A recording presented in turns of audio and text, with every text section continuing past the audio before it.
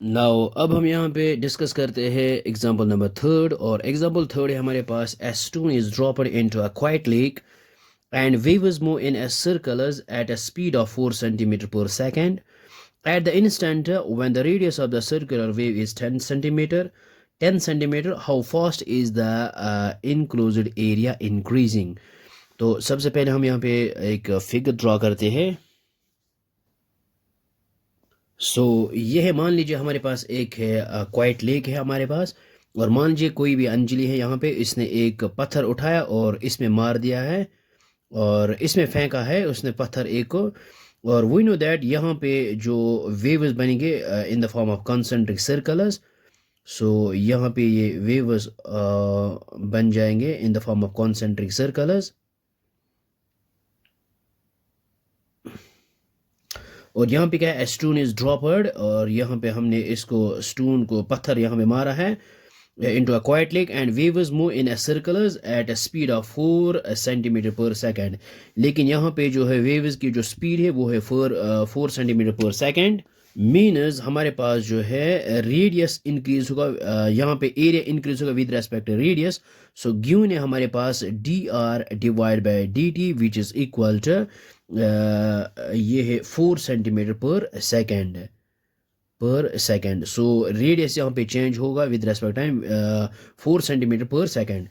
सो यहाँ पे है at the instant when the radius of the circular wave is 10 centimetre. तो हम यहाँ पे लेंगे when are is equal to 10 centimetre. और हमने यहाँ पे देखना है कि फाइंड आउट करना है how fast is the enclose area increase. जब यहाँ पे रेडियस होगा रेडियस 10 सेंटीमीटर, तो ये जो एरिया है वो कितना इंक्रीज हो जाएगा।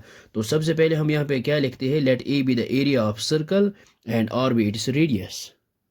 ये हमने यहाँ पे लिखा है let A be the area of circle and R be its radius. और we know that area of circle आता है हमारे पास पाई आर स्क्वायर। लेकिन यहाँ पे हमारे पास गिवन है D are by D T which is equal to 4 centimetre per second. ये हमारे पास गिवन है और इसको यहाँ पे रखते हैं equation first. Now differentiating equation first with respect T. ये हमने यहाँ पे लिखा है differentiating equation first with respect T.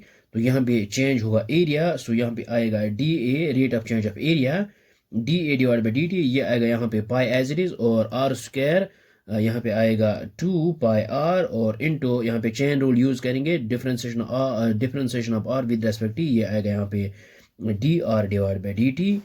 Which is equal, ये आएगा यहाँ पे 2 पाई आर इंटू ये D are by D T. ये हमारे पास गिवन है which is equal 4 centimetre per second which is equal 4 into 2। ये आएगा 8 पाई, लेकिन यहाँ पे है आर। और यहाँ पे हमारे पास जो आया है rate of change of area d are by d A by D T which is equal to 8 pi r. लेकिन अब हमने यहाँ पे यूज कर रहे हैं when are is equal to 10 centimetre. When are is equal to 10 centimetre, यहाँ पे सेंटीमीटर। ये आएगा d A divide by D t when are is equal to 10 centimetre which is equal, ये आएगा यहाँ पे 8 पाई इंटू आर की जगह पुट करेंगे 10।